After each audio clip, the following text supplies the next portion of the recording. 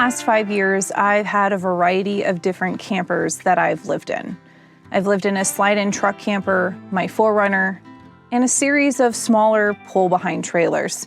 Before going full-time, I actually owned a 29-foot travel trailer that I hauled from Ohio to Kentucky, and I learned real quick that that was not the size for me.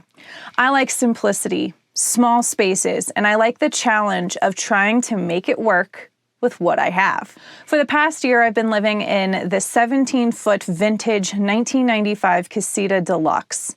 And the question I hear all the time is, do I like it? And how does it work best for me? So today, I want to show you what it's really like living in a 17-foot travel trailer, full-time.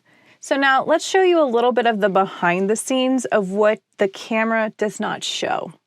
The reality of this cute, tiny, little trailer.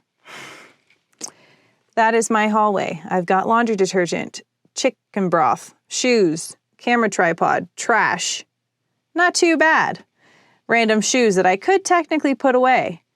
A light so that I can see in here because the Casita is very, very dark.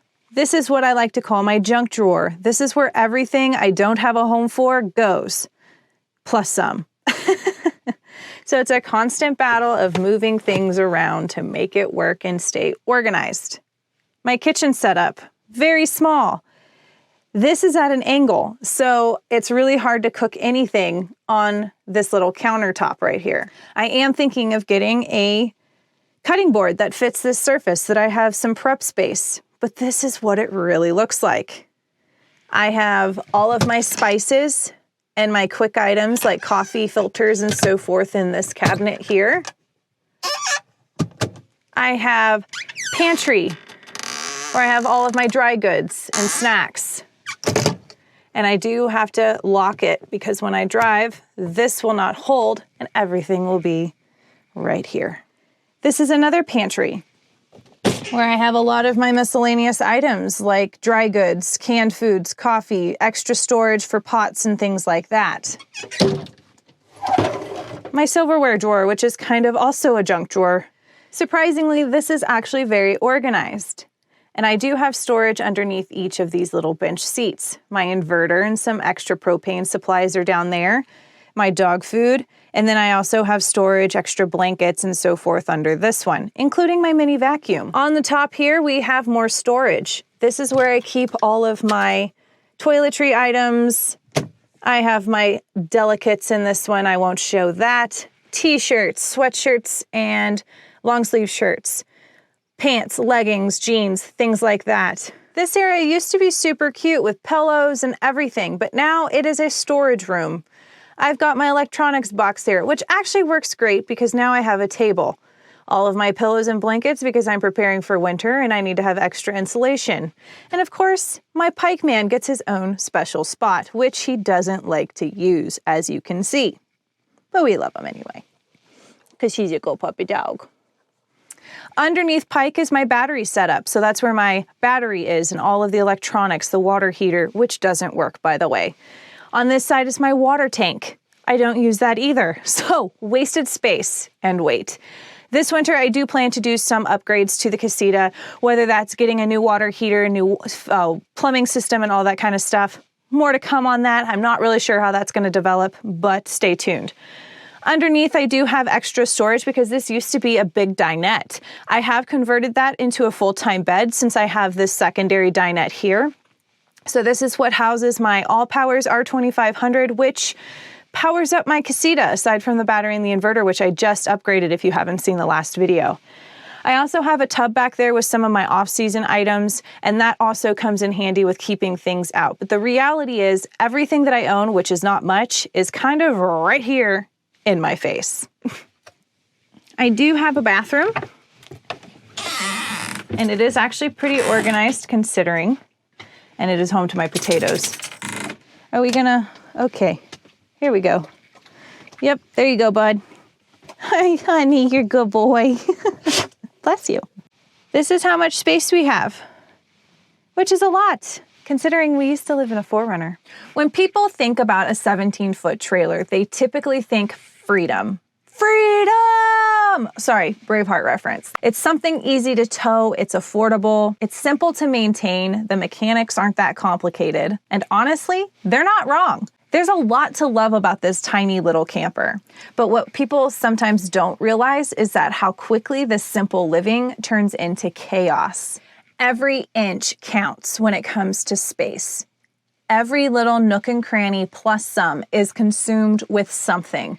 And what's funny is when I empty out this Casita to do like my deep clean, I don't have a lot of stuff, but it feels like I do inside of this space. Cooking is great in here. I have a 2-burner stove and that's wonderful, but I am limited on my counter space.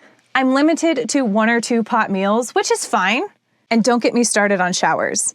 While this Casita does have a fully functional bathroom, I keep this camper winterized because I don't want to deal with broken pipes. So I rely heavily on creeks, streams, rivers, and campgrounds. And just because it's a small space doesn't mean that it is low maintenance. This is a very old camper. It's a 1995, and that means everything in here is from 1995, unless I've upgraded it, which I really haven't done a whole lot there. Things shake loose, they break, they fall apart. And I will say the best thing I've invested in, which was super cheap on Amazon, were child safety locks. Another thing, having the power supply to maintain this lifestyle. I have solar, I have power banks, I have all of these things that cost a lot of money. So there is an investment there, but it is worth it in the long run. Now, despite all of these challenges, I love my little tiny home on wheels, and I honestly wouldn't change it for anything. However, I did go to the Red Button Ramble a couple weeks ago, and everyone there except for me had truck campers, and it really, really made me miss the old days when I first hit the road in a truck camper. Now, time has a tendency of dulling out the not so great moments.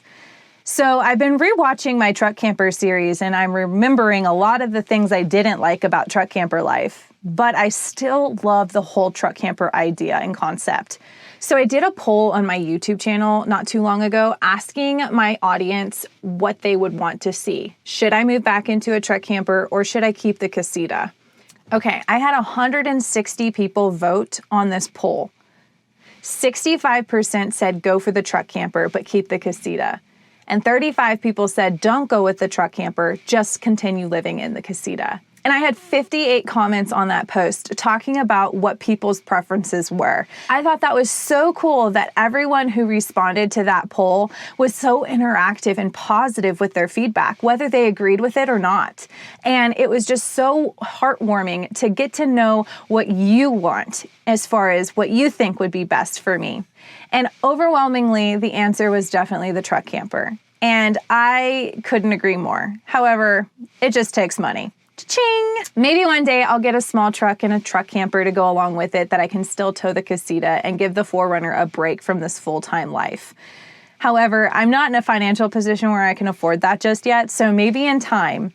But I would love to get a small truck camper, and be able to still tow the Casita. I think that would just be awesome. And if I didn't want to tow, I could still park it and go explore and have a little bit of best of both worlds. So who knows what the future will hold. But if you're interested in getting a small little camper, I'm just going to have you ask yourself a few questions to see if it's good for you or not. Can you live simply with very little? Are you okay with sharing every inch of space with your gear, another person, your animal? And can you handle basic repairs on your own? Or major, depends on what they are. If you said yes, welcome to the 17-foot club. If not, I recommend continuing to search for your options because there is a good rig out there for you. But remember, there's no perfect rig. So weigh the pros and cons, like I have, and make a decision that fits best for you and your lifestyle. For me, this little 17-foot trailer has been perfect as it can be. It's taught me patience, resiliency, and it's allowed me the opportunity to unwind and to settle in to stability and reliability. These last 5 years have had their challenges from ups and downs, and having this Casita and being safe in weather and all of the different elements has made me appreciate it even more than I already did. Now, is it the perfect rig for me? It's pretty darn close, but my heart is still pulling towards the truck camper. And honestly, I don't think that longing is ever going to go away because I like new. I like change. I like seeing different things and having different perspectives. So it doesn't surprise me that I'm already wanting to check the truck camper idea out again. But the truth is, this is the first time I've felt truly safe on the road. And that says something, at least for me.